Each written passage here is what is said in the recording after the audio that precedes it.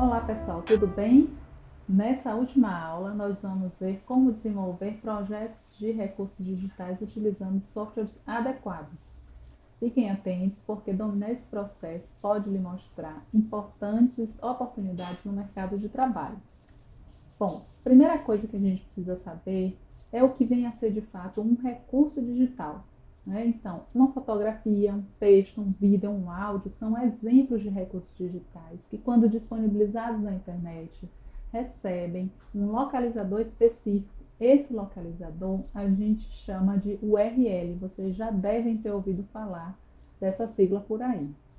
Agora, um conjunto de recursos digitais que estão reunidos e armazenados com o objetivo de serem reutilizados podem ser recuperados em uma biblioteca, em um repositório, em um periódico, em uma conferência. Essas são as categorias mais comuns. Vamos saber sobre cada uma dessas categorias? Então, um repositório ele é uma base de dados online e pode reunir a produção científica de uma instituição ou de uma área do conhecimento. Se ele estiver reunindo a produção de uma área do conhecimento, ele vai ser chamado de repositório temático. Se estiver reunindo a produção de uma determinada instituição, ele vai ser chamado de repositório institucional, certo?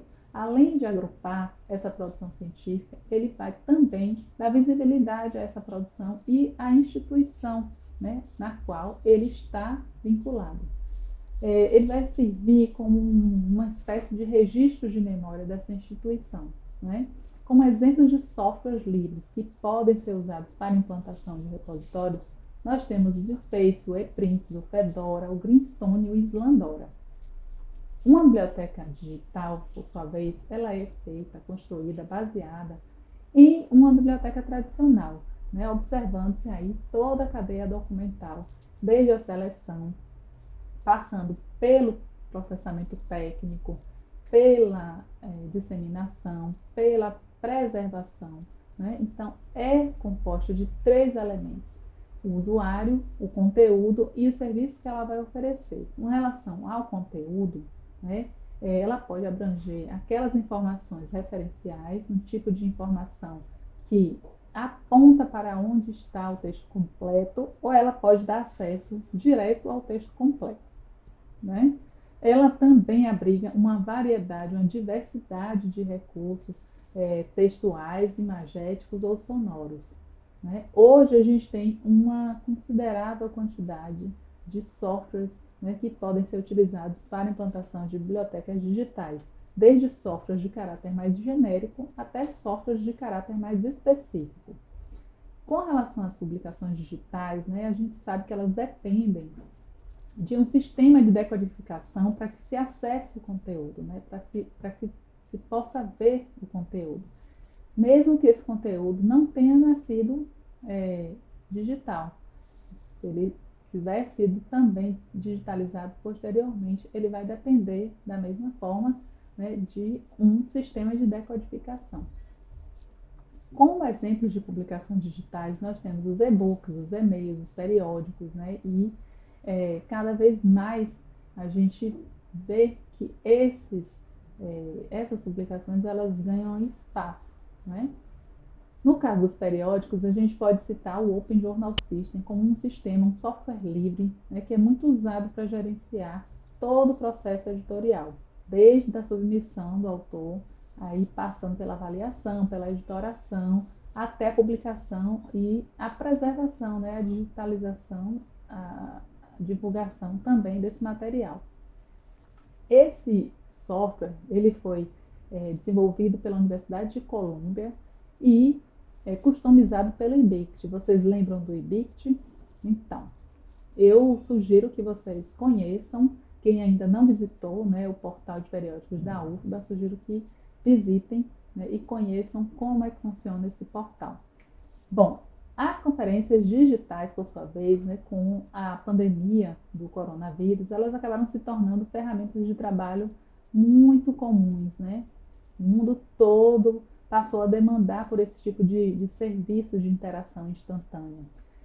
As pessoas hoje estão mais acostumadas, mais adaptadas, mais familiarizadas com esses softwares, e softwares que tanto possibilitam uma reunião pequena, né, de poucas pessoas, como um evento grande, envolvendo muita gente. Como exemplo de software livre para o gerenciamento online, para a transmissão também, né, ao vivo de conferências, nós temos o Jitsi Meet. Agora, além desses softwares de gerenciamento de conferências ou de transmissão de conferências online, nós temos os softwares de gerenciamento de eventos, que dão conta mesmo da produção, da execução de um evento como um todo, desde a submissão, né? Na verdade, desde a inscrição dos participantes, a chamada para o evento, né? Aí até, né, a publicação dos anais, o envio dos certificados para os participantes. Então, como exemplo de um software livre, né, que é utilizado para a realização, para o gerenciamento de eventos, nós temos o SOAC, que é o Sistema Online de Acompanhamento de Conferências.